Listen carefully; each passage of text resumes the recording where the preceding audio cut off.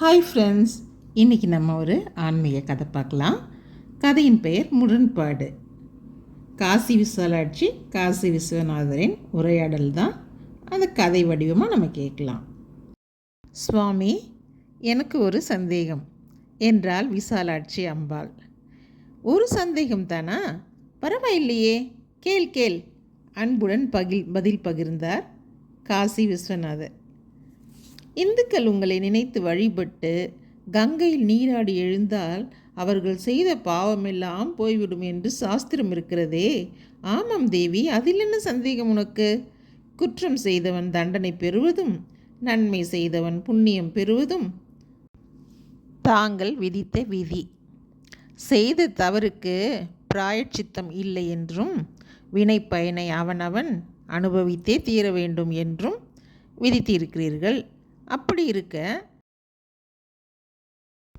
எல்லா பாவமும் பண்ணிவிட்டு வந்து ஒருவன் கங்கையில் குளித்தால் அவனுக்கு பாவ விமோசனம் கிடைக்கும் என்பது முரண்பாடாக இருக்கிறதே.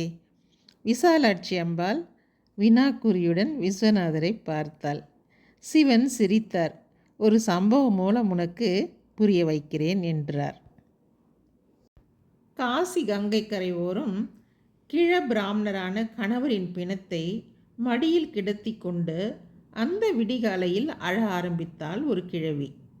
கங்கையில் குளிப்பதற்காக சென்ற குளித்து விட்டு வந்த சாஸ்திரிகள், சந்நியாசிகள், பொதுமக்கள் எல்லோரும் அந்த காட்சியை பார்த்தனர்.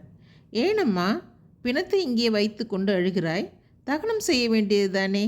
கூட்டத்தில் ஒருவர் கேட்டார். கிழவி பெரும் குரல் எடுத்து அழுதபடியே, ஐயா, என் கணவர் இறப்பதற்கு முன் ஒரு வேண்டுகோள் வைத்திருக்கிறார்.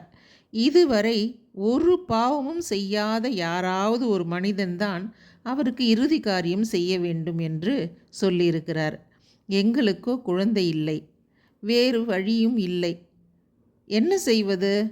தயவு செய்து ஐயா, உங்களில் யாராவது ஒருவர் பாவம் பண்ணாத நபர் ஒருவர் இருந்தால் எனக்கு உதவுங்கள், இறுதி காரியம் செய்யுங்கள். கண்ணீரும் கம்பளையுமாக கதறினாள் கிழவி.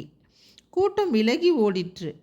இவ்வுலகில் இன்று வரை ஒரு பாவம் செய்யாதவன் யார் இருக்கிறான் என்ற கேலி பேசி சிரித்து கொண்டே அனைவரும் போய்விட்டார்கள். மதியமாயிற்று. மாலையும் நெருங்கிற்று. யாரும் உதவிக்கு வரவில்லை. மாலை 6 மணிக்கு மேல் ஒரு இளைஞன் அந்த பக்கம் வந்தான். கிழவி அந்த இளைஞனிடமும் வழக்கம் போல புலம்பினாள். இளைஞன் ஒரு நிமிடம் கூட யோசிக்கவில்லை. காசி விஸ்வநாதரையும் விசாலாட்சியையும் மனதில் ஒரு நிமிடம் துதித்தான். பிறகு கங்கைக்கு ஓடிப்போய் 3 முறை ஸ்நானம் செய்தான். நேராக கிழவியிடம் ஓடி வந்தான். நான் ஈம காரியம் செய்கிறேன் பாட்டி. நான் தெரிந்து ஒரு பாவமும் பண்ணவில்லை. அப்படி பண்ணி இருந்தாலும் விஸ்வநாதரை வழிபட்டு கங்கையில் நீராடியதால் பாவங்கள் போய்விடும் என்ற நம்பிக்கை எனக்கு இருக்கிறது. கிழவி அவனை நிமிர்ந்து பார்த்தாள். மெல்ல சிரித்தாள். இறந்து போன கிழவர் உயிர்த்தெழுந்தார்.